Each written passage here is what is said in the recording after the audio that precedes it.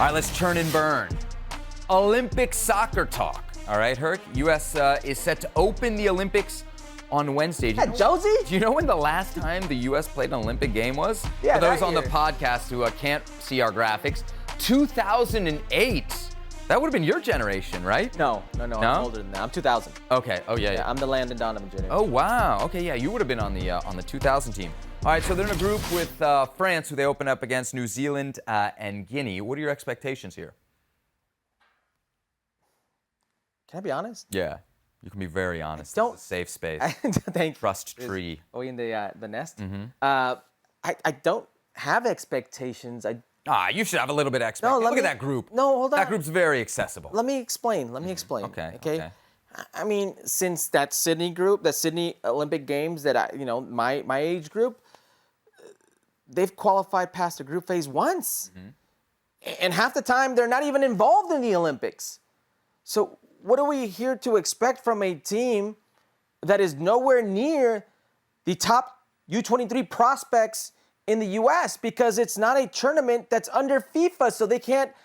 It's not an obligation for these teams to let go of their players. So you have age-eligible players here like a Giovanni Reyna, Joe Scally, Yunus Musa, Ricardo Pepi. The U.S. could have put Malik together Tillman, a baller team for sure. Fuller and Balogun. Like you could put, and then, those are just the age-eligible players, and I'm sure I missed a few. What about the overage players you could potentially get if everybody was released? Do you think they would have gone with all due respect, a Jordy Mihailovic, a Miles Robinson, or a Walker Zimmerman?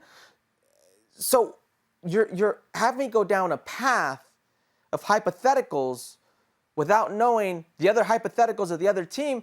I don't have expectations. Like, could they get second place behind the host nation, France, which is one of the deepest player pools in the world at senior level? Sure. Yeah. After that, do I expect anything out of them? Do I really think, and listen to this, do I think they're better than Argentina? No. Do I think they're better than France? No. Do I think they're better than Spain? No. Do I think they're better than Japan? No. Japan just beat, no. So they're not in the top four of the just four teams that I gave you, so they're not going to be in the semifinals. I guess my expectations or a win for them would be if they got to quarters. To me, this is almost exactly the same as Copa America.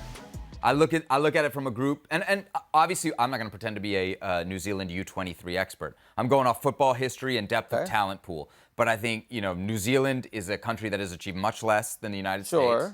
And has much less resources for football. Guinea has never been to a World Cup, never been to an Olympics before this. I think they've been to like 2 U20 World Cups. The last was almost a decade ago. So it's a country with almost no footballing history there. I think the expectation should be to at least get out of the group. Then, as we always do, you look at the cross. If you expect them to finish second behind France, it's probably Argentina in that quarterfinal. And then it's exactly what we said at Copa America. If you anything beyond that, anything beyond a quarterfinal is a massive, overwhelming success. You've done great. A quarterfinal is your station in life. A group phase or out, to me, that would be a big failure. I'm willing to at least set that bar to say, hey, you've got to get out of the group here. I really think so. I think that's the bar, is getting out of the group. That's why I'm telling you a quarterfinal would be for them. Right. That's their bar. Right. Like, it's getting to a quarterfinal, but I don't see him competing with the likes of a France, of a Spain, of an Argentina, even Japan. Really? I know there were some other teams ahead of Japan. Like, I think Japan's one of those teams that always does well and can continue to do well at the youth level. So forgive me if I'm not sitting here and lying to the people about a potential run at the Olympics for the U.S. You saw what the odds makers had there. They basically have 3 teams with a chance to win it, and then there's a massive drop to anybody else. A big part of the U.S. team is the players that were left off of it as well, right? There's a lot of discussion about guys. We've obviously on this show talked about Diego Luna,